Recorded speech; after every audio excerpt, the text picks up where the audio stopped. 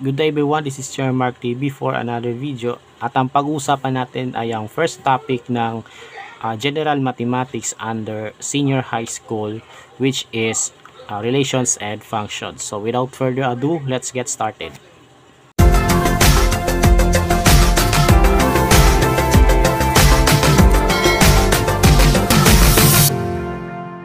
Okay, so bago ang lahat, welcome muna sa lahat ng senior high students na nakapag-enroll na.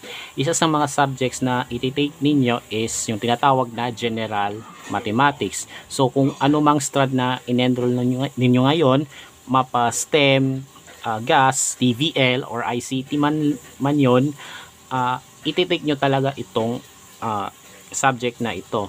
Kasi yung General Mathematics is one of the core subjects sa senior high school curriculum. Pag sinabing core subject, ito yung subject na iti-take ng sino mang nag-enroll sa senior high school. So let's get into this topic. So ang topic po natin ngayon ay functions and relations. Kung mapapansin niyo is may nakalagay na grade 8. Bakit grade 8? Kasi yung functions and relations ay isa sa mga topics ng grade 8. So if you pay close attention to this topic when you were grade 8, madali nyo siyang matatandaan as we go throughout this video. Pero regardless, i-discuss ko pa rin itong topic na ito. Okay? So let's begin. So let's start with the relation. So when we say relation, it is the set of ordered pairs. That's it. So when we say relation, isa siyang set ng ordered pairs. So examples of relation is the set containing the ordered pairs 0, 2, 2, 3, 4, 4, and 6, 5. Remember po, bawat isa sa kanila ay tinatawag na ordered pair. At ang ordered pair has two numbers. Yung unang number ay tinatawag na x-coordinate at yung pangalawang number ay tinatawag na y-coordinate. So, 0 is the x-coordinate and 2 is the y-coordinate. For this one, 2 is the x-coordinate and 3 is the y-coordinate, and so on and so forth. Okay, so yung relation is can be represented in different ways. So makikita natin they are equivalent but they are represented in different ways. So itong relation na ito is represented in set notation. Okay, makikita ninyo, so nasa set notation yung yung relation na ito. Okay? Another representation is this one. So this is what we call table of values, since makikita ninyo naka-table naman obviously, di ba? So kung makikita natin is yung 0, 2 naka-correspond siya dito. So ito lahat ng x coordinates, ito lahat yung y coordinates, and then ito ay nagko-correspond sa bawat ordered pair ng relation. So 0, 2, 2, 3, 4, 4, and then 6, 5. Okay? Another way to represent functions is this one. Okay, so number 3, we have mapping diagram. So ito po yung tinatawag na mapping diagram. So consider natin yung two sets. Yung isa ay set of x values, tapos yung y ay yung set of y values. And makakabuo lang ng ordered pair kapag yung isang value ng x ay nakamap, no, na tinatawag sa value ng y. So makikita natin yung arrow na yon, it indicates mapping. So 0 ay nakamap sa 2. That's why may nakabuo tayong ordered pair na 0, 2. Tapos yung 2 nakamap sa 3. That's why we have the ordered pair 2, 3, and so on. Okay, ganun po. Next naman po is graph. So ito po yung graph, no? So makikita natin yung points na yon ay naka-plot na base doon sa ordered pair. Okay? And then lastly sa equation, obviously this one. So isa sa mga representations ng relation. So sa mga examples na binigay ko, like this one na sa video na ito, are all equivalent. They are just represented in different ways. Okay? So nabanggit ko na nga yung yung set of x values at yung set of y values. Sila yung tinatawag na domain and range respectively. So ano bang ibig sabihin ng dalawang ito? Pag sinabing domain, ito po yung set of x values, habang yung range naman ay set of y values. Okay? So, for example, ito po yung relation containing 2, 3, 1, 5, negative 4, 6, negative 6, negative 2, and 5, 0. So, kukunin natin yung domain and range nito. So, yung domain is the set of x values. So, remember po, yung x value ng ordered pair ay yung unang number. Okay? So, i-underline natin lahat ng first numbers dito. So, sila yung x values. At kung isusulat natin as a set, yan po yung tinatawag na domain. Okay? So, ano ba yung mga numbers? 2, 1, negative 4, negative 6, 5. But, we should arrange in increasing order. Ano po? So, umpisa muna tayo sa negative 6, followed by negative 4, and then positive values 1, 2, and 5. Okay? So, ito po yung tinatawag na domain. Okay? Now, sa range naman is set of y values. So, yun naman po yung pangalawang number sa ordered pair. So, obviously, ito po yung y values sa relation. Okay? So, isusulat natin but naka-arrange din siya kagaya ng sa domain in increasing order. So, mag-umpisa muna tayo sa negative 2. So, ayan po yung pinakamaliit eh. So, negative 2 followed by 0, then 3, followed by 5, and then 6. So, yung domain is the set containing negative 6, negative 4, 1, 2, 5, and then yung range naman is negative 2, 0, 3, 5, and 6. Next naman is this one, ano po, so, we can easily identify the domain and range. So, ito po yung mismong domain, and then ito na po yung mismong range. Okay? So, naka-table of values siya. Okay? Tapos, ito yung ordered pairs. Okay? So, isulat na natin yung domain. So, ano bang numbers na nasa x? We have negative 3, negative 1, 1, at saka 3. So, naka-arrange na in ascending order. Ayan. And then, para sa range naman, no, ito po yun. So, set of y values. We have 4, 1, 1, at saka 3. So, mapapansin natin, dalawa yung 1 dito. So, isusulat na lang natin ng isang beses lang. Okay? So, bale, in ascending order, mauna muna yung 1. Since dalawa yung 1, isang beses lang natin isusulat yung 1 sa range. Okay? 1, followed by 3, and then 4. So, ito na po yung mismong range. Okay?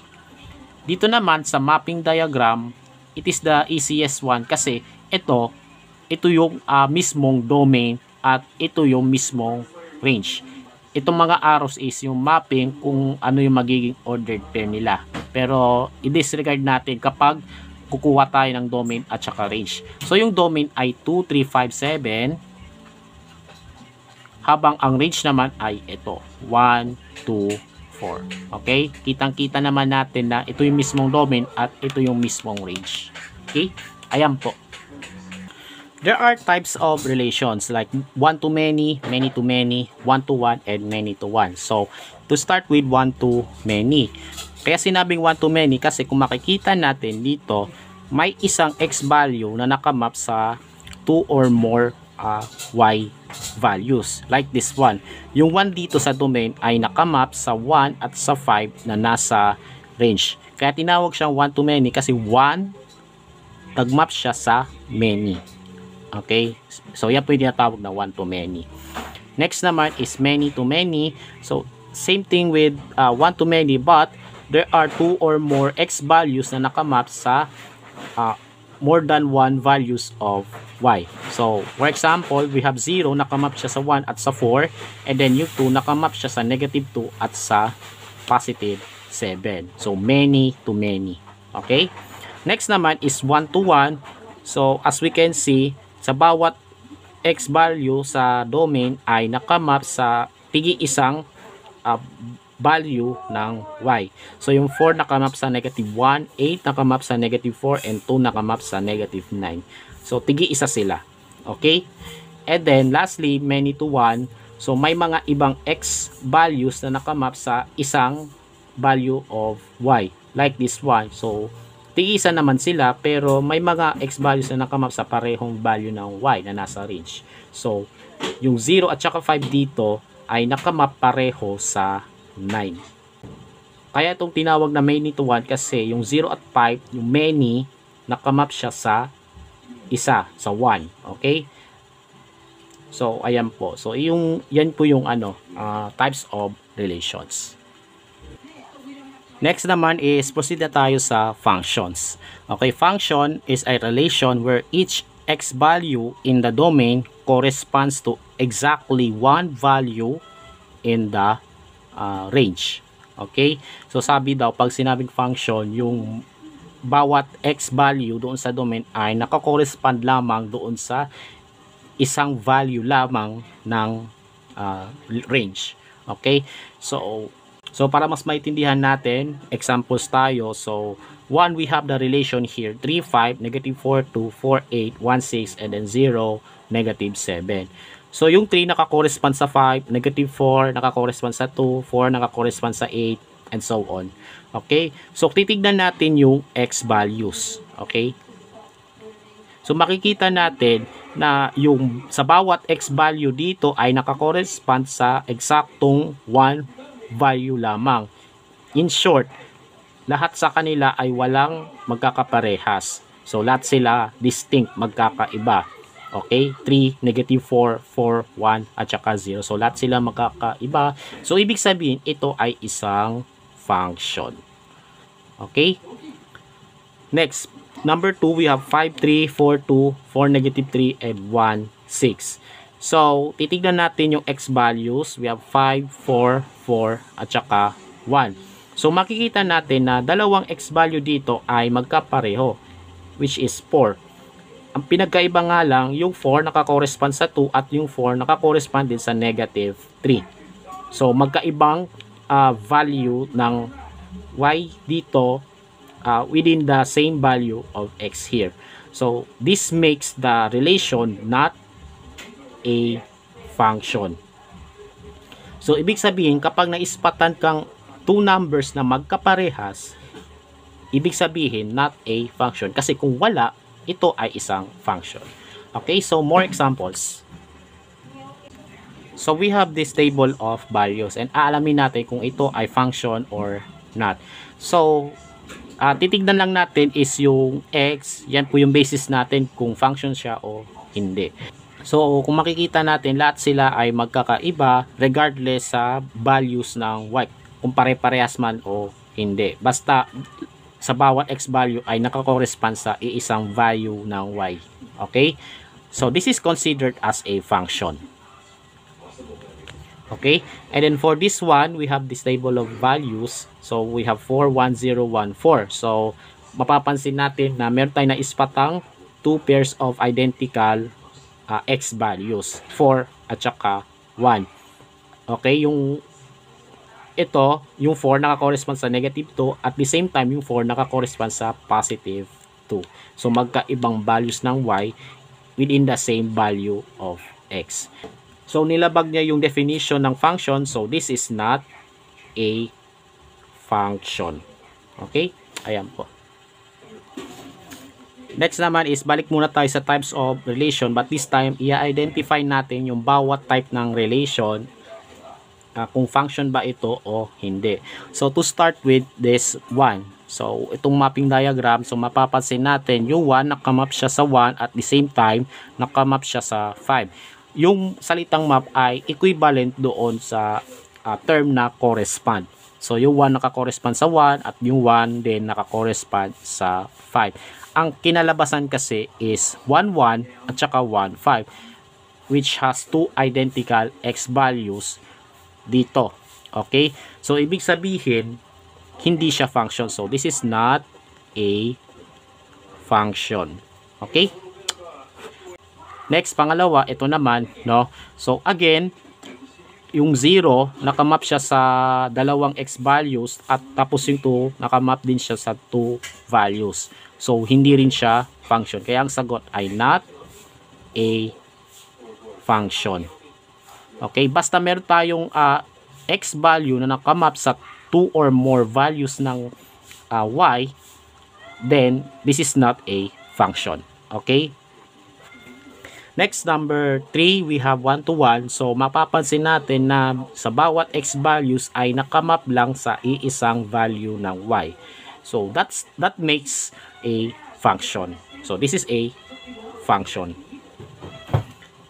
And then for this one, many to 1. So, regardless kung sino ang minap niya or pinartner niya, no, as long as tig-isa lang ang minap ng bawat value ng x, no, masasabi na ito ay isang function. Okay? So, sa bawat ng x, tig-isa lang yung value ng y ang kanilang kino-correspond. Okay? So, paano naman malalaman kung ang given graph ay isang function? So, gagawin nating test na kung tawagin ay vertical line test. Ito po. Okay? Vertical line test is used to identify whether the graph is a function or not. So, paano gamitin yung vertical line test? Para malaman kung ito ay function or not. So, paano nga malalaman na function siya? The vertical line must intersect the graph exactly once at all places to tell that the graph is a function. So, magbibigay tayo ng examples para mas maintindihan natin kung paano gamitin yung vertical line test. Okay, so consider natin itong graphs na ito. Okay, and then aalamin natin kung ito ba ay function o hindi. So, to start with this one, so para malaman na function ba to o hindi, so magdodraw tayo ng vertical line. So, kagaya nito. So, ito po yung vertical line at sinasagawa natin yung vertical line test. So, pasensya na kung hindi straight. Ayan. So, kung mapapansin natin, itong vertical line tumama sa graph ng isang beses. Pero hindi pa ito tapos kasi kailangan in all places dapat isang beses din tumama para masabi na ito ay function. So, let's try another vertical line in different place. So, makikita natin na isang beses lang tumama. Okay? So, ibig sabihin, kapag isa lang talaga, masasabi na itong graph na ito ay isang function. So, this is a function. Okay? How about this one? Function ba to o hindi? So, magdodraw tayo ng vertical line to find out. Okay? So, magdodraw tayo ng vertical line. And as we can see, no, itong vertical line, tumama siya sa circle or sa graph ng 2 beses. So, tapos ang istorya. Di natin kailangang mag-draw ng another vertical line. Kasi, kumbaga, bagsak siya sa vertical line test. Kasi sa vertical line test, isang beses lang tatama yung vertical line sa graph. So, ibig sabihin, itong graph na ito ay not a function. Okay? Bago tayo magpatuloy sa ating discussion ay subscribe muna kayo sa YouTube channel para sa iba pang videos na i-upload ko, no? So yon. Okay, so let's proceed to this one. So consider the set of graphs here and then aalamin natin kung function ba ang mga ito o hindi. So to start with this one. Okay, so magdodraw tayo ng vertical line to see if this graph is a function or not.